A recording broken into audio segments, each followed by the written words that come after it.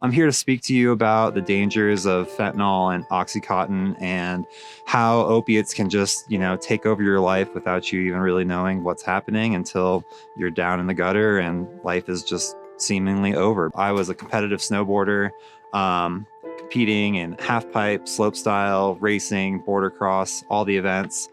I was in Mammoth Mountain, snowboarding in between two runs of my national pipe run and fell on a rail and smashed my kneecap on a giant C rail essentially and shattered it into a ton of different pieces. Realized that I need to go in for surgery, have the first surgery of my entire life, and come home and was prescribed 20 milligram Oxycontins.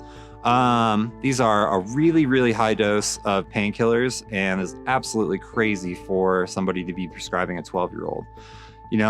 Obviously at 12 years old, I was not abusing these drugs. I was just using them. But what I think happened throughout, from 12 and then at 13, I broke my collarbone. At 14, I broke my wrist. At 15, I broke my collarbone again. At 17, I broke another few bones. I ruptured my spleen. I shattered my whole entire left rib cage at one point. And the entire time, from age 12 to 18, I went through all these injuries and I was just continually prescribed painkillers. Throughout this entire time, I was never abusing them.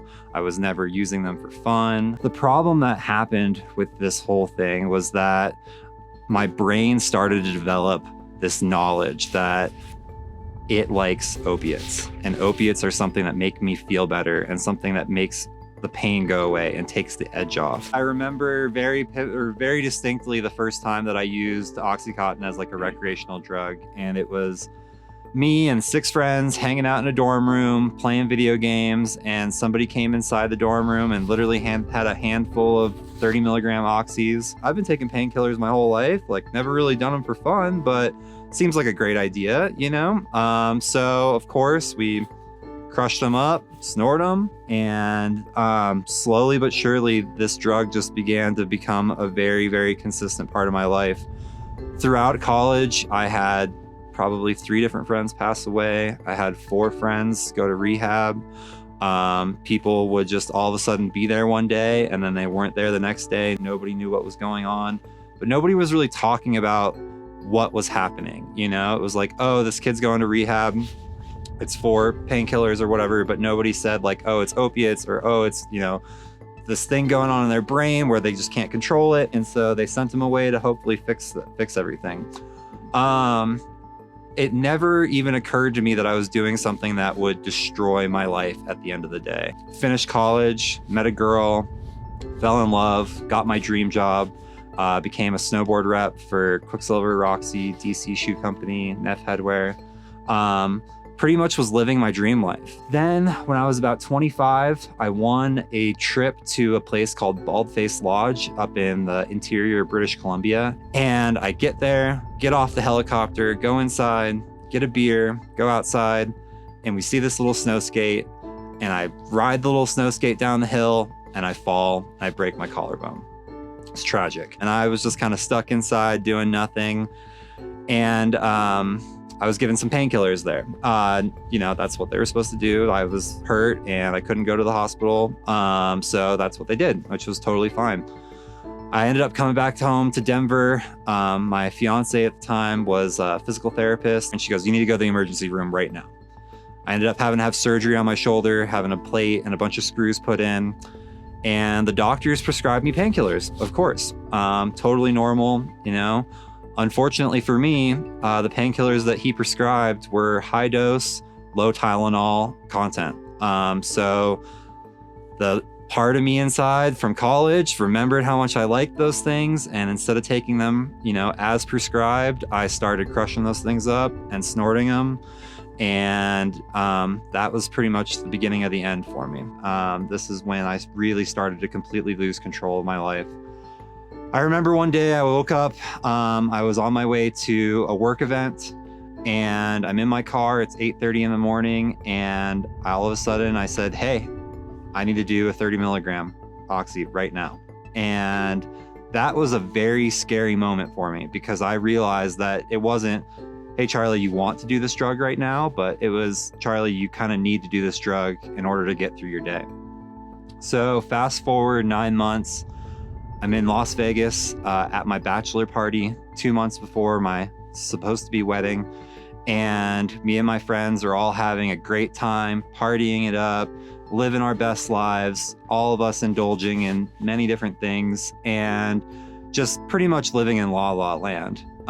It was about 3 o'clock in the morning and I get a phone call from my fiance at the time. And she says, Charlie, are you on drugs? And I was essentially so messed up at the time. It was 3 o'clock in the morning that I lost every internal inhibition to, or internal desire to lie and just cheat my way out of this and continue to just bullshit my way through life. And I said, yes, I have a problem. Shit is absolutely messed up right now. I ended up booking a flight home at 5:30 in the morning. I left my friends, my family, everybody that was at this bachelor party for me to celebrate me. I left them and I flew back to Denver as fast as I possibly could because I knew I had a stash of drugs there and that was what was going to solve my problems. All I wanted to do was get home to my stash and make sure that I could possibly do everything before she got home. And I knew at that point, I thought my life was over and I honestly didn't know what I was going to do. I was without a doubt suicidal at that point in my life. I thought there was absolutely no hope whatsoever for me. I had been trying to get off drugs for the past 9 months. Since that moment I mentioned earlier where I woke up and I realized that I had to do drugs in order to go to work. I had tried every which way to quit besides the way that you should try to quit, which is going to treatment or going into meetings or speaking to people that have similar problems and really just trying to get down to the root of the problem. And she got home and at the same time my parents came and my brother actually flew home from a 6-month trip to South America. And everybody sat me down and they told me that I essentially had no other option besides going to treatment. And so I was kind of laid out a few different options. And fortunately, I grew up here in Steamboat Springs and we have a phenomenal treatment center called The Foundry here. And they were willing to work with me and my family to get me in and get me the help that I absolutely needed. I don't know if I was willing at that time, but I essentially felt like I had no other choice. And I remember talking to people and being like, well, it's okay. I'll go in there and I'll come back out and I'll just go back to my normal life, but I won't do opiates anymore. And that definitely was not the story, but it was a life-changing experience. And I honestly I don't think I would be here talking to you today unless I had made that decision to go into the Foundry and really seek some help. So when I got out of treatment, I was told the same thing that everybody's told, which is there is only one way to go forward from here. And it is to go to meetings and get a sponsor and work the steps and go through all the things that they tell you to do in order to get better. So I took the bull by the horns and I went full nosedive into recovery. I'm definitely a person that doesn't like to do things lightly. And if I commit to something, I like to commit to it. So I left the Foundry for intensive inpatient treatment and went out into an IOP, which is an intensive outpatient treatment. I joined a couple different groups here in Steamboat. I was going to Narcotics Anonymous meetings. I was going to Alcoholics Anonymous meetings. I started working very closely with a counselor. A lot of those things were really, really helpful in the early times of my recovery. But stuff that's stuck with me for the lifetime of this journey has been getting outside, doing activities that I love, surrounding myself with people that I love, making sure that I'm grounding myself, making sure that I'm being really in touch with what's going on inside and not just outside. I think it's super important for you to just be honest with yourself and really be aware of the intentions of how you're going about things. For me personally, I committed myself to at least 1 year of full sobriety because I told myself that if I can't do 1 year of full sobriety, then I have no business doing any substances whatsoever. I am not 100% sober to this day. I do drink and I do smoke some cannabis, but I really think it's important for everybody to find their own state, but it's truly, truly essential for you to do the work no matter what. And so, yeah, those are some things that have really been helpful for me throughout this journey.